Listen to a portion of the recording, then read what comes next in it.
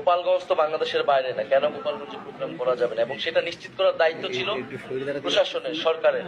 ফলে তারা শুধু গোপালগঞ্জ নয়, বাংলাদেশের বিভিন্ন জায়গায় কিন্তু তারা এই ধরনের আক্রমণ করতে, অধিকাংশ নেতাকর্মীর নামে মামলা রয়েছে, তাদেরকে দ্রুত সময়ের মধ্যে গ্রেফতার করতে হবে। গোপালগঞ্জের আজকের যে ঘটনাটি ঘটলো, সেখান থেকে আমরা আমাদের সমাবেশটি সফলভাবে করে বের হয়ে এসেছি, কিন্তু এটা দেশবাসীর কাছে স্পষ্ট করে এবং পুরো বিশ্ববাসীর কাছে স্পষ্ট হয়েছে যে আসলে আওয়ামী লীগের যে আসল রূপ, যে একটা মুজিববাদী, সন্ত্রাসী, ফ্যাসিস্ট এবং একটা জঙ্গি বাহিনীতে তারা রূপান্তরিত হয়েছে, তারা গণতান্ত্রিক বা কোনো একটা রাজনৈতিক দলের মধ্যে পড়ে না, সেই রূপটা কিন্তু আজকে গণ অভ্যুত্থানে এতদিন পরে আবারও জনগণের সামনে, দেশবাসীর সামনে স্পষ্ট হয়েছে।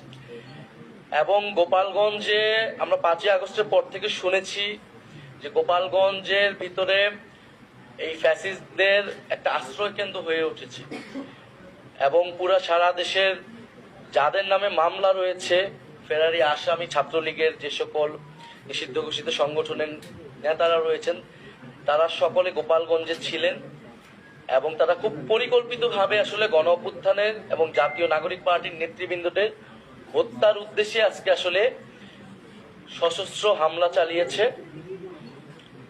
এবং বাংলাদেশে যে একটা মেইট তৈরি করে রাখা হয়েছিল যে গোপালগঞ্জে আওয়ামী লীগের বাইরে কেউ প্রোগ্রাম করতে পারবে না, এই মেইট আজকে জাতীয় নাগরিক পার্টি ভেঙে দিয়েছে। জাতীয় নাগরিক পার্টি যেহেতু চ্যালেঞ্জ নিয়েছে 30 দিনে তারা 64 জেলায় যাবে, জাতীয় নাগরিক পার্টি অবশ্যই সেই চ্যালেঞ্জ পূরণ করবে।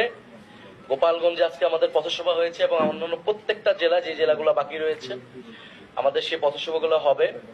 এবং আগামীকাল পূর্ব নির্ধারিত সময় অনুযায়ী আমাদের যে ফরিদপুরের পথসভাটি, সেই পথসভা হবে, এবং সেই অনুযায়ী পরবর্তী যেই পথসভাগুলো রয়েছে ফরিদপুর, রাজবাড়ী, মানিকগঞ্জ, সেই অনুযায়ী চলতে থাকবে। যতই বাধা বিপত্তি, হামলা, হত্যা চেষ্টা হোক না কেন, জাতীয় নাগরিক পার্টির নেতৃবৃন্দ এই পথসভা, দেশ গড়তে জুলাই পথসভা থামবে না।